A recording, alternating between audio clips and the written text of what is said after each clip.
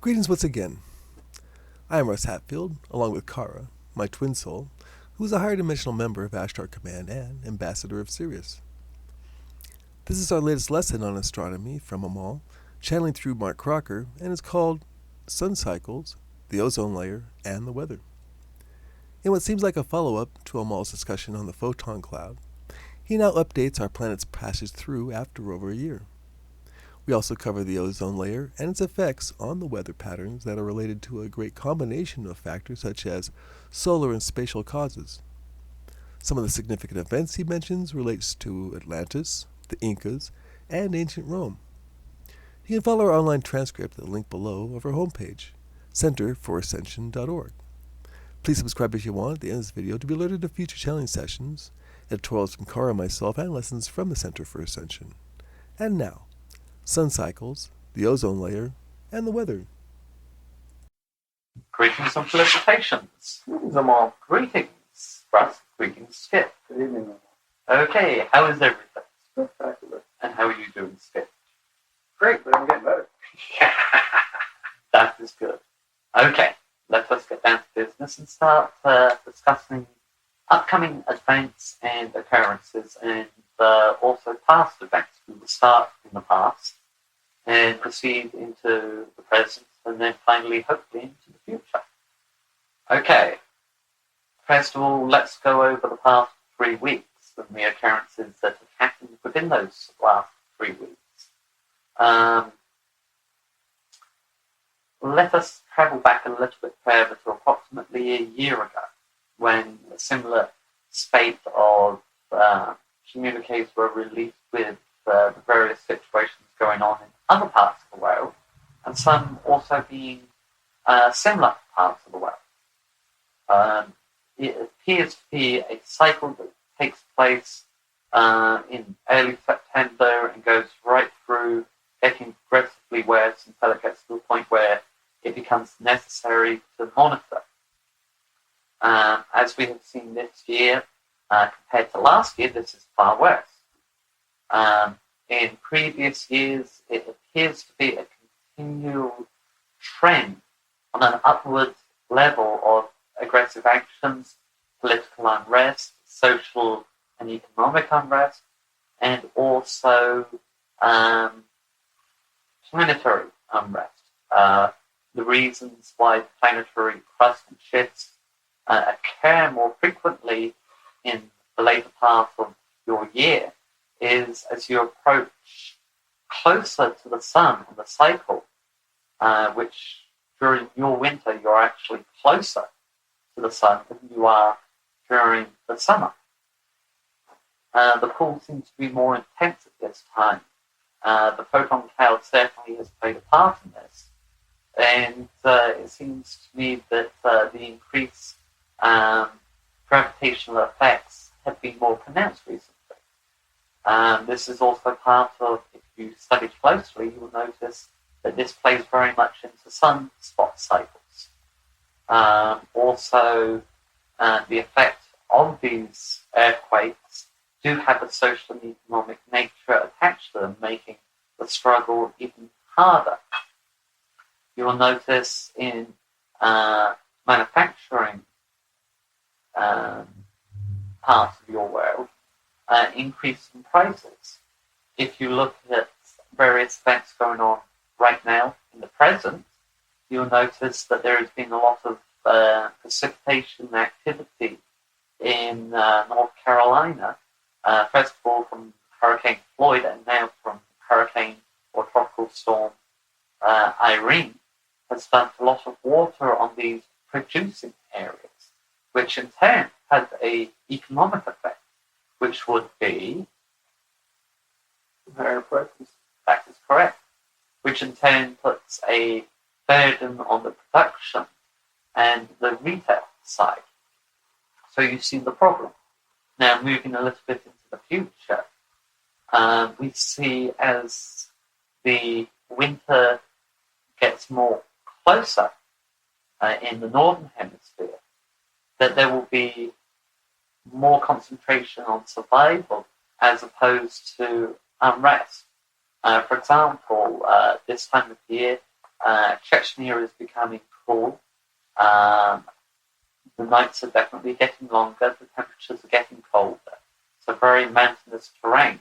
And therefore, as winter gets near, the fighting will taper off. However, before that arrives, there will be some big pushes. It seems to me that he is analysing what occurred and saying that she was incorrect in that it was the rebels that had caused the problem, that it was the Russians that caused the problem, and she corrected herself by saying that that was incorrect and it was a small minority that was causing problems for a large majority. What appears to be happening now is, unfortunately, Russia is attacking the small minority in trying to stabilize the area. And in doing so, unfortunately, the majority has been harmed by both sides. Now, there is a situation occurring in Belarus at this time where a more of a, shall we say, a old-style Soviet dictator is jockeying for position and power and could actually present some serious problems. He is trying to reunify with Russia into a greater Russia so that it would give him more influence and power. And the dictator is a little, I hesitate to say dangerous, but certainly somebody that is worth watching and is very reminiscent of the early Soviet Union under such people as Lenin and Stalin. That is something that is worth watching. Last week there was also a comment made by Madam Ambassador in regards to a possible isolationist movement occurring within the United States. That is a possibility, but one at this time that needs to be downplayed. But watch carefully for that movement. At the moment, we do not see anybody strongly suggesting an isolationist movement. But if that was to occur, and that is a possibility, it would be something that would be a benefit in the very, very short run, and in the long run would be very detrimental to the United States, even possibly leading up to a breakup of the United States, which again would be very unuseful for a global society and economy.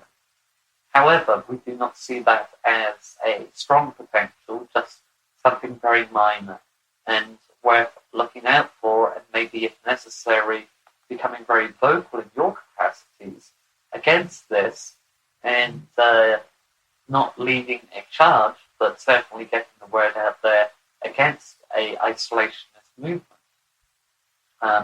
In the past, any country that has isolated itself, in the short term, it has benefited it, but in the long term, it has been very harmful.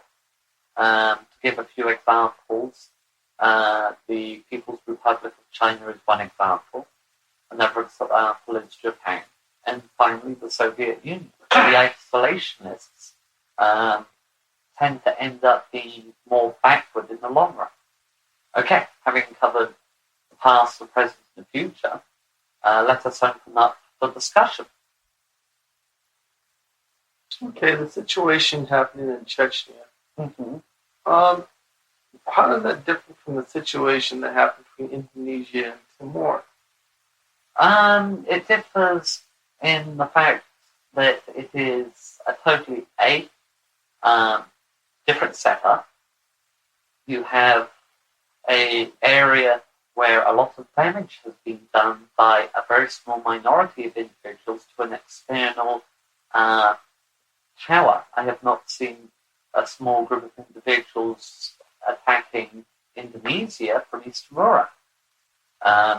Conversely, it has been the opposite in East Timor, that it has been the larger area attacking the small minority, or majority in that area, but a minority overall.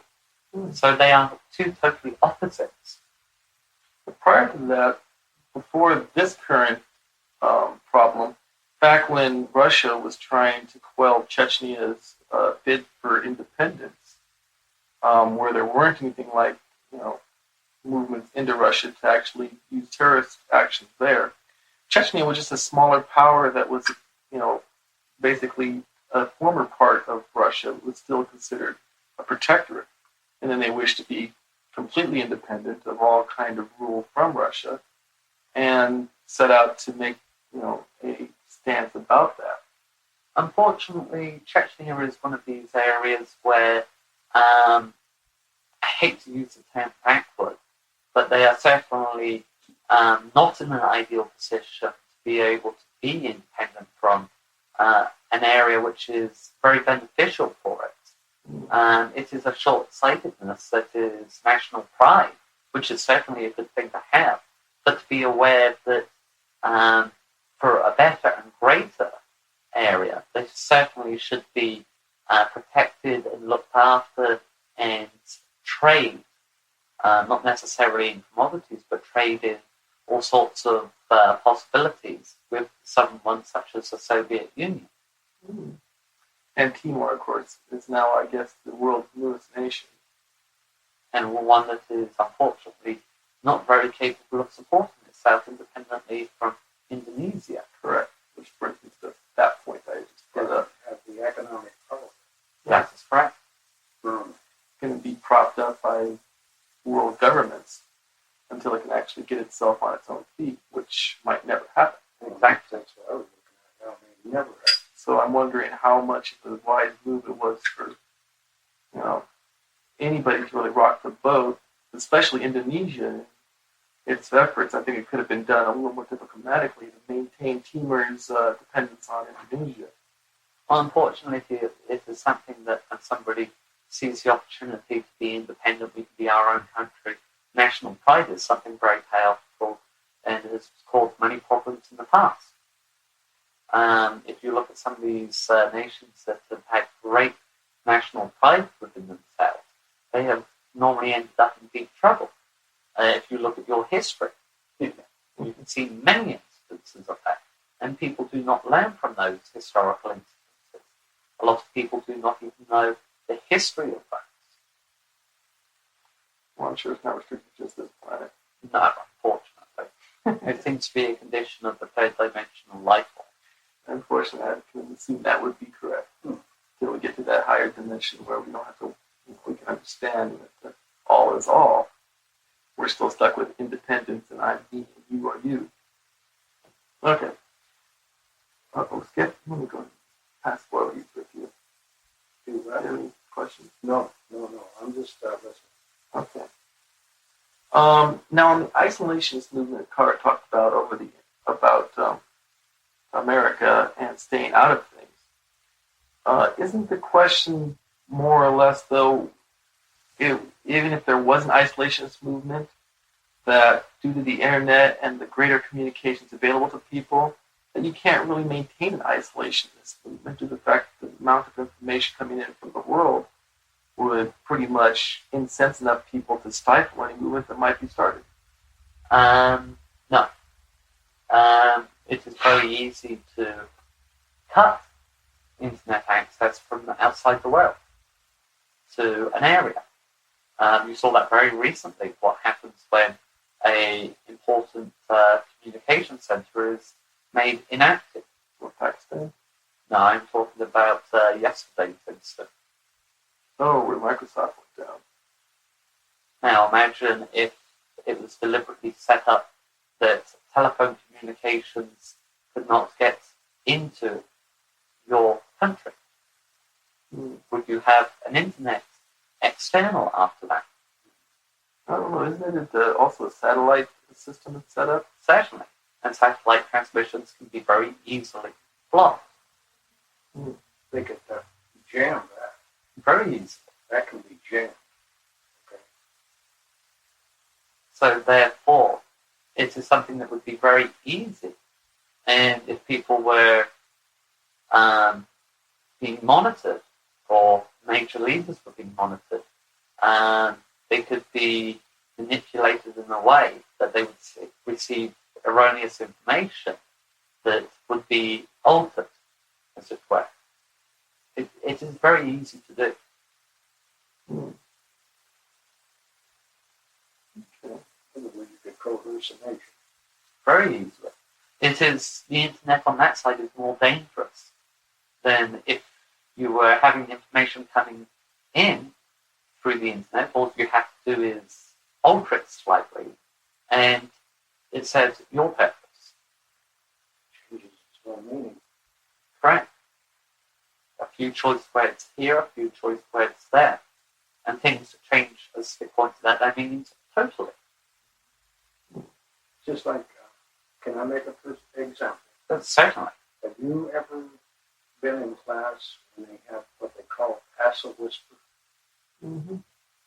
When the teacher whispers something to the front student and it's passed all through the class, and by the time it gets back, there ain't nothing near what was said to begin with.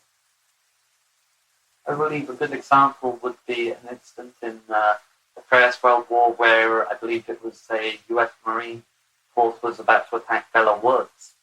And the order was whispered down the line. Semper reinforcements were about to advance. By the time it got halfway down the line, it was sent 2 importance were going to a dance. Mm-hmm. So it is very easy to do. People do not repeat what they hear. They repeat what they think they heard. Okay, let us progress. Let us answer more questions, please. Okay. You mentioned the photon cloud. That's something you haven't really dwelt with in a long time, but something I think is, that you brought it up, worthy to explore just a little bit. Okay. At that time when we last discussed it, we were on the fringes of it. It's been approximately about a year since then that we discussed it, and I'm curious as to how much of that cloud are we starting to really fully get into now. You're starting to see more denser patches. You're still certainly very much on the fringe of it, but it is certainly more favoring than you were last year, and therefore light cloud, where you first get into the fringes and it is very light and wispy, and you can still see around you. You're now into patches where it is more dense and you cannot see out of, but a few moments pass and you're into a more wispy area, progressing into a more denser area. Okay. As such, the results and changes that might occur because of this. I believe we covered them pretty extensively when we were discussing it about a year ago, when we initially started discussing it. We'll view that on the website. I can't remember what I wrote down now. You do not have, shall I say, long-term memory? We only have short-term memory. I see humour going backwards and forwards there.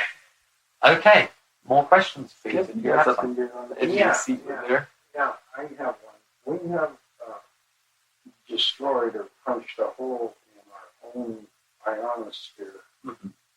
I've heard reports from different sources within the last 6-8 months, whatever, that it's slowly closing itself back up. Is this true? That is correct. Okay. And that means that the freon isn't being discharged like it was years ago. That is correct. Okay. All right. I just wanted to verify that. Now, something that I may add to that is that the ozone does regenerate itself. Ozone at a lower level is a health problem. High altitude is a protectorate. So the ozone that you generate that adds into such things as smog is actual fact something that is being generated and repaired. However, there is a natural cycle involving the hole in the ozone layer over Antarctica. It will decrease and increase. For your species to be concerned about it is very wise to be concerned about it. However, the knowledge that you have of the natural cycle of the hole in the ozone layer over Antarctica only covers maybe 30 years, 40 years at most.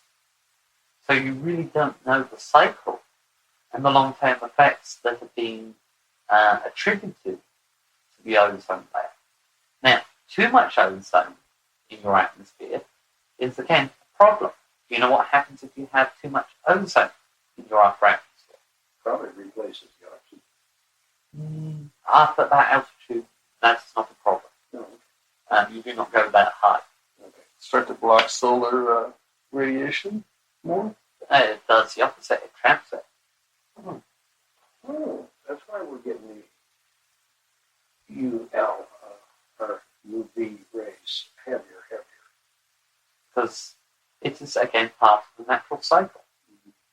It gets thicker and denser, and then it thins out and moves around, and there are quite a few different things that go on with the ozone layer that you're not fully aware of. As I stated, you have at most 40 years worth of knowledge on what the ozone actually does. In other words, it acts like a magnifier. Excuse me, I didn't mean Oh, certainly. It acts like a magnifier. In one way, yes. Huh. Okay, that makes sense. Just as you start to name phenomena using Latin names for you that you, I don't mean you personally, but I mean your local vicinity, such things as El Niño and La Niña are pretty new terms in your vocabulary that until recently weren't understood or even named. So you had 4 or 5 years of extremely dry weather where you had a drought. Conversely, you had a number of years where you had a wet period and high precipitation. These are not new phenomena.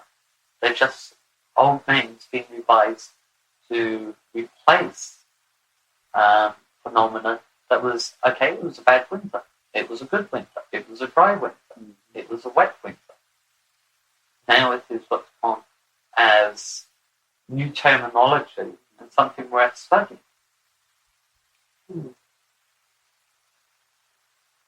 Inventing words for old terms. More old terms. The El Niño and La Niña are terms that were introduced by the Hispanics when they came from Spain into the new, what we call the New World. We are the new world. So it is something that if the indigenous aboriginals of your area had kept written records of climate, temperature, precipitation, and so on, you would see a very distinct and definite pattern after all. A lot of the civilizations that have been around, if their records had survived, you would have 2,000-3,000 years worth of records, which would give you a very interesting pattern that would be worth studying and analyzing and seeing the regular cycles. The cycles are not clockwork regular, but they are within 5 years of a cycle, which over 2,000 to 3,000 years is fairly regular. Okay, any more questions? The cycle, since we're on cycles, one quick question on that is, are we at the point of a cycle where, had we better records, we could keep more track of this, but through the civilizations since the dawn of man, where natural phenomenon set off social pressures that have either increased or decreased the population's ability to deal with it, where you see civilizations go under or build up due to the natural phenomenon and the pressures held back by that? Are we like unconsciously or subconsciously feeling those pressures again as the cycle reaches a point? Certainly. If you had extensive records for the last, let us say, 5,000 years of natural events, space events, solar events, you would see that there is a definite cycle and civilizations either flourish or become extinct on how they handle those effects. If you were to take something like the events of Atlantis, you would see that there are certainly very interesting cycles that a civilization, if it survives, becomes much, much stronger. Conversely, if the civilization is hit by it and is weakened, eventually the civilization fades away and becomes extinct. They're not just natural phenomena. If you take, for example, the Incan Empire, as soon as they had contact with the Western world, they had serious problems, and eventually it became an extinct civilization. Couldn't have a question. Then what about with Rome, with like, say, Pompeii? Pompeii happened just about the last part of Rome. Yes, that certainly had an interesting factor in it. It happened in, I believe, 75 AD, which definitely wasn't the end of Rome. Right. Rome flourished for another couple hundred years. The rot that was causing a problem for Rome had already started at that point. This was just a factor that occurred and caused problems later on. Certainly there were a number of very prominent and well-to-do individuals that were caught in both the catastrophe at Pompeii and Herculaneum, which did play a part in the more widespread corruption that developed later on. Okay. So that, I get it. Thanks a lot. Not a problem. No more questions? No, thank you. Okay. Live long, prosper, and I will be back.